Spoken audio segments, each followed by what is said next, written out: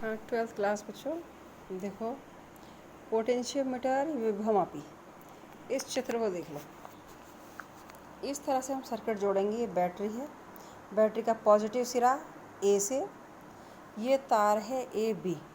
उसके बाद बैटरी का निगेटिव सिरा एक कुंजी के थ्रू, कुंजी मतलब इसको ऑन ऑफ कर सकते हैं, कुंजी जोड़ देंगे तो क्या होगा, करंट पास हो जाएगी। रियोस्टेट धारा नियंत्रक, धारा को कम और ज़्यादा कर सकते हैं। अब देखो विभवमापी में क्या बच्चों, एक 4 से काफ़ी 10-11 मीटर लंबा तार होता है, उसी तरह से मैग्नीन या कॉन्स्टेंटन का ये तार ए भी है।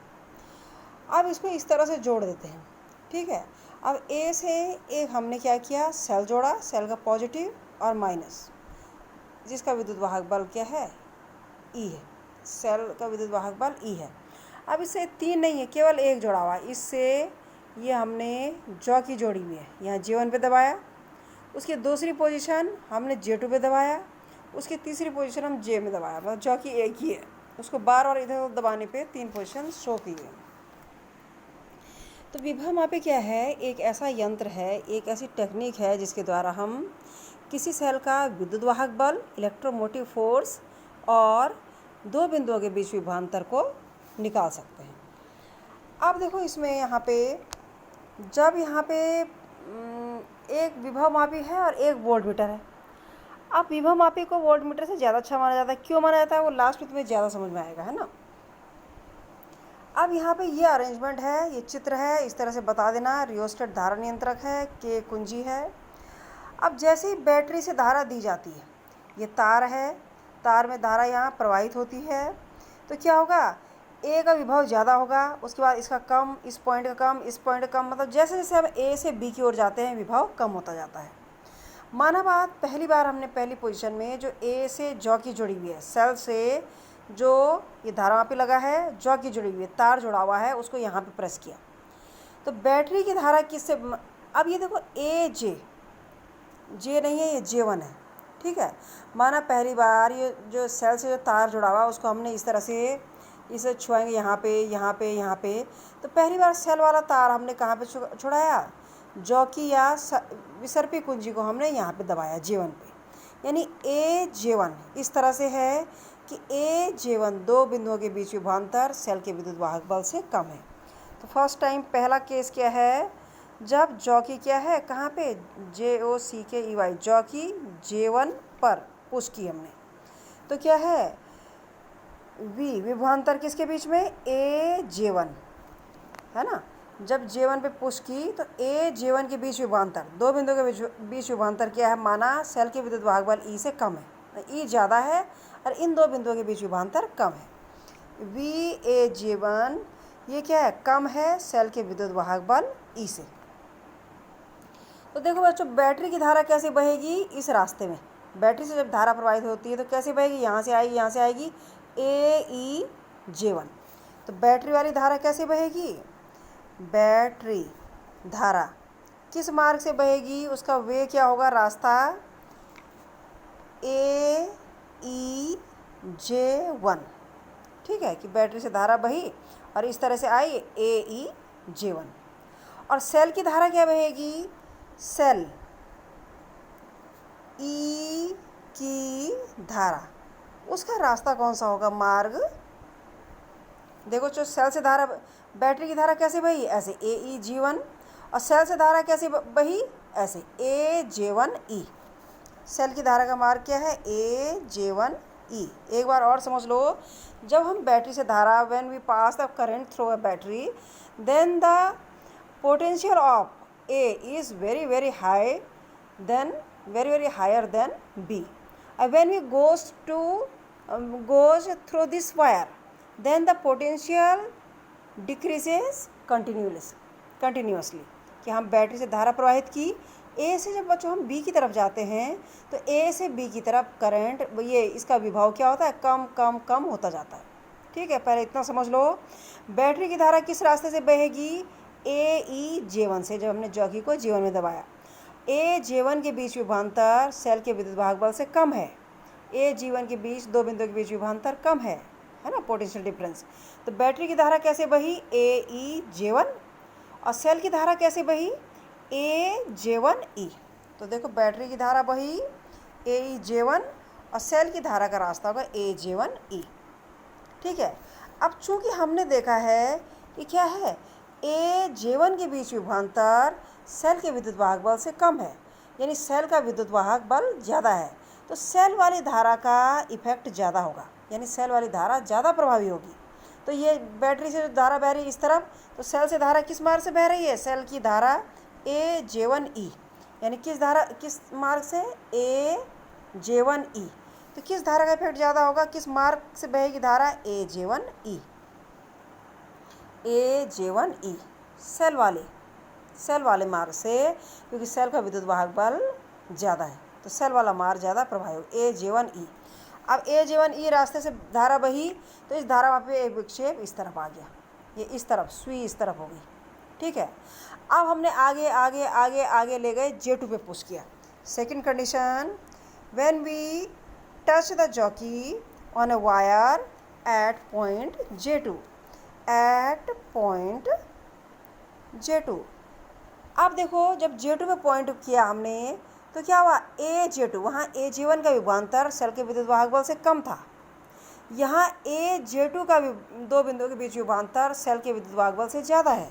तो देखो विभवांतर AJ2 बड़ा है सेल के विद्युत वाहक बल से। तो अब देखो बैटरी की धारा किस रास्ते बहेगी बच्चों, AEJ2। तो समझो बैटरी वाली धारा किससे बह रही है, बैटरी करंट AEJ2 इस रास्ते से बहेगी बैटरी की करंट, बैटरी वाली धारा AEJ2। और सेल वाली धारा कैसे बहेगी, AJ2E। सेल वाली धारा किससे बहेगी, AJ2E। उसी तरह से AJ2E। अब देखो क्योंकि यहाँ पे क्या है, दो बिंदुओं के बीच AJ2 के बीच विभवांतर ज़्यादा है सेल के विद्युत वाहक बल से, तो ये वाला AJ2 के बीच विभवांतर ज़्यादा है, तो सेल से जो धारा बह रही है सेल वाले रास्ते से, उसकी अपेक्षा बैटरी की धारा ज़्यादा प्रभावी होगी। बैटरी की धारा किस मार्ग से बह रही थी, AEJ2। तो अब धारा किस मार्ग से बहेगी, बैटरी वाले मार्ग से AEJ2, क्योंकि AJ2 के बीच विभवांतर सेल के विद्युत वाहक बल से ज़्यादा है। ठीक है। अब बैटरी की धारा ज़्यादा प्रभावी होगी बच्चों, तो कौन सा मार्ग लिया उसने, AEJ2। अब इस मार्ग से बहे। अब जब पहले से उल्टे मार्ग से बह रही धारा, तो पहले इस तरफ विक्षेप था, ऐसी थी सुई, अब सुई इधर को विक्षेपित हो गई, यहाँ J2 में सुई, इसलिए धारा वहाँ पे की सुई इस साइड विक्षेपित हो गई, पहले उधर की तरफ थी, है ना। तो जब देखो एक बार जॉकी को यहाँ पे दबाया, एक बार आगे जाके यहाँ पे दबाया, एक बार विक्षेप इस तरफ है, दूसरी बार विक्षेप इस तरफ है, तो इन दोनों के बीच में ज़रूर ऐसा कोई पॉइंट होगा जहाँ पे कोई भी विक्षेप नहीं होगा और सुई एकदम सीधी होगी, क्योंकि एक बार इधर आया एक बार इधर आया। तो वो बिंदु क्या है बच्चों, J, कि हमने इन दोनों के बीच में जॉकी को छुआया J पे, और ये क्या हो गया, AJ के बीच विभवांतर बराबर हो गया सेल के विद्युत वाहक बल के। अब देखो J पे छुआया, तो AJ के बीच विभवांतर सेल के विद्युत वाहक बल के ठीक बराबर है। तो इस समय क्या होगा, सुई में कोई भी विक्षेप नहीं होगा धारा मापी के, और सुई बिल्कुल सीधी रहेगी। सीधी मतलब जीरो विक्षेप, यानी इसको हम कहेंगे शून्य विक्षेप स्थिति। जब सेल इसमें कोई धारा नहीं बह रही है, शून्य विक्षेप स्थिति, इसलिए गैल्वेनोमीटर की सुई बिल्कुल सीधी है। और इस केस में क्या होगा, A और J के बीच विभवांतर, A और J जहाँ जॉकी है उसके बीच के विभवांतर सेल के विद्युत वाहक बल के बराबर होगा। ठीक है। माना बाद AJ इतने तार की लंबाई क्या है, L। ओहो, अब देखो माना बाद जो तार AJ है, AJ की लंबाई कितनी है, L।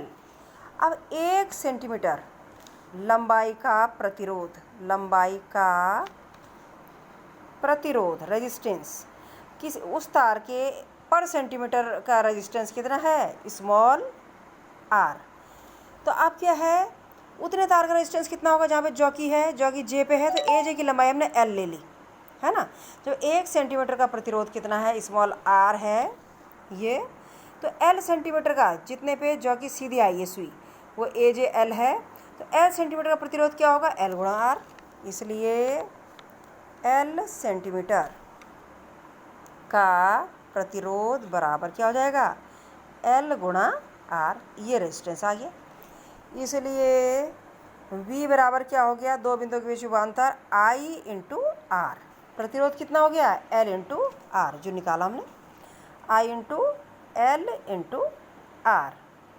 अब देखो ये क्या हुआ, K इंटू L, K को हमने लिख दिया I, R को लिख दिया K और L, इस K को हम क्या कहते हैं, विभव प्रवणता, विभव प्रवणता, ठीक है, पोटेंशियल ग्रेडियंट। तो क्या आ गया हमारे पास सूत्र, V बराबर KL। अब V क्या है, दो बिंदुओं के बीच विभवांतर, A और J के बीच विभवांतर जब शून्य विक्षेप स्थिति आती है। अब जब शून्य विक्षेप स्थिति आती है तो बच्चों A और J के बीच विभवांतर वही होता है जो सेल का विद्युत वाहक बल होता है। तो जो A J के बीच विभवांतर आया KL, यही सेल का विद्युत वाहक बल E होगा शून्य विक्षेप स्थिति में। तो E बराबर KL, बहुत इंपॉर्टेंट सूत्र आ गया, ठीक है। अब K क्या, विभव प्रवणता, K बराबर E बटे L, यानी K व्युत्क्रमानुपाती है, इन्वर्सली प्रोपोर्शनल है L के, यानी तार की लंबाई जितनी ज़्यादा होगी विभव प्रवणता उतनी कम होगी। अब विभव प्रवणता जितनी कम होगी तार की सुग्राहिता, सेंसिटिविटी अच्छा माना जाता है जो, वो उतनी, ये कम होगी तो उतनी ज़्यादा होगी, यानी लंबाई, तार की लंबाई बढ़ाएंगे तो क्या होगा, इस फॉर्मूले से विभव प्रवणता K घटेगी, कम होगी। जब K घटेगी तो सुग्राहिता, सुग्राहिता या सेंसिटिविटी, सुग्राहिता प्रोपोर्शनल है, बराबर है 1/, लिख दो विभव प्रवणता, ये प्रोपोर्शनल है लिख दो, है ना, 1/K, यानी विभव प्रवणता जब कम होगी तो सुग्राहिता ज़्यादा होगी। तो लंबाई बढ़ने से विभव प्रवणता घटेगी, अब विभव प्रवणता घटेगी इसलिए सुग्राहिता, सुग्राहिता क्या है, लंबाई बढ़ाने पर बढ़ेगी। बहुत इंपॉर्टेंट क्वेश्चन आता है ये, क्वेश्चन आता है कि क्यों आप पोटेंशियोमीटर यूज़ करते हैं, विभवमापी यूज़ क्यों करते हैं, दो बिंदुओं के बीच विभवांतर निकालने के लिए या किसी सेल का विद्युत वाहक बल ज्ञात करने के लिए। उसका रचना वैसे ही जो मैंने बताया, क्या क्या क्या लगे हैं वो चित्र बना दोगे और बता दोगे। सिद्धांत ये आ गया, प्रिंसिपल पूरा, विभव प्रवणता क्या है, और इसमें एक बहुत इंपॉर्टेंट क्वेश्चन बनता है कि विभवमापी की सुग्राहिता कैसे बढ़ाएंगे। तो आंसर यही है, विभवमापी की सुग्राहिता बढ़ाने के लिए, सेंसिटिविटी बढ़ाने के लिए उस तार की लंबाई बढ़ाएंगे, क्योंकि जब तार की लंबाई बढ़ाएंगे तो क्या होगा, विभव प्रवणता कम होगी। अब विभव प्रवणता सुग्राहिता इन्वर्सली प्रोपोर्शनल है, तो विभव प्रवणता कम होने से सुग्राहिता बढ़ेगी, और वो कम कब हुई थी, जब लंबाई बढ़ी, यानी लंबाई बढ़ने से सुग्राहिता बढ़ेगी। तो किसी विभवमापी की सुग्राहिता बढ़ाने के लिए हम क्या करेंगे, उसके तार की लंबाई को इंक्रीज कर देंगे, बढ़ा देंगे। ओके, ये हो गया बच्चों विभवमापी, बहुत इंपॉर्टेंट चैप्टर है, टॉपिक है। अब देखो दो सेलों के विद्युत वाहक बल की तुलना, ये यूज हैं, विभवमापी के यूज हैं, ये अनुप्रयोग कहते हैं इसको, एप्लीकेशंस। और कभी कभी स्पेशली पूछा जाता है कि विभवमापी की सहायता से पोटेंशियोमीटर की how will you calculate the, how will you compare the EMF of two cell with help of potentiometer, कि दो सेलों के विद्युत वाहक बलों की तुलना आप विभवमापी की सहायता से कैसे करेंगे। तो बच्चों उसके लिए चित्र बनाओगे तो फिगर, ये फिर विभवमापी है, इस तरह से बैटरी है, ये बैटरी का पॉजिटिव है नेगेटिव, ये कुंजी लगी है K1, ये रियोस्टेट धारा नियंत्रक, धारा को कम और ज़्यादा करता है, ये B से यहाँ हो गया। A पे देखो हमने कैसे लगाया, इस पॉइंट A, ये A होगा, A पर बच्चों यहाँ पे हमने प्लस माइनस E1, जिन दो सेलों का विद्युत वाहक बल की ईएमएफ की तुलना करनी है, कंपेयर करना है जिनके E को, उनको हमने बिंदु A पे लगा दिया, दोनों का सेल के पॉजिटिव से, नहीं A बिंदु से पहले सेल का पॉजिटिव, A ही बिंदु से दूसरे सेल का पॉजिटिव, और निगेटिव को कुंजी से जोड़ के आपस में इस तरह से जोड़ दिया। यह गैल्वेनोमीटर लगा हुआ है इधर, इस तरह से सर्किट बनेगा, इस सर्किट को भी देख लेना, ठीक है, इस तरह से देख लेना। अब देखो सबसे पहले हम क्या करते हैं, कुंजी K1 लगा देते हैं, और सेल को कुंजी K1 लगाकर, देखो बच्चों कुंजी को हम कहते हैं, कुंजी क्यों लगाई जाती है सर्किट में, जैसे ये है लाइट जल रही, हम रात में सो गए, अगर हमारे पास स्विच नहीं है तो लाइट जल रही है, फूंक रही है ना। लेकिन अगर हमारे पास स्विच है तो हम उसे ऑन और ऑफ कर सकते हैं। इन सेम वे की इज़ यूज फॉर सर्किट। की भी इसी तरह यूज़ की जाती है। जब कुंजी हम लगा देंगे तो क्या होगा, परपथ पूरा हो जाएगा, धारा बहेगी। कुंजी हटा देंगे तो हम क्या करेंगे, बीच से टूट जाएगा, धारा नहीं बहेगी। और क्यों होगा ऐसा, क्योंकि लगातार धारा बहने से तार गर्म हो जाता है, उसकी रीडिंग्स इफेक्टेड हो जाती हैं। इसलिए हम लगातार धारा प्रवाहित नहीं करते।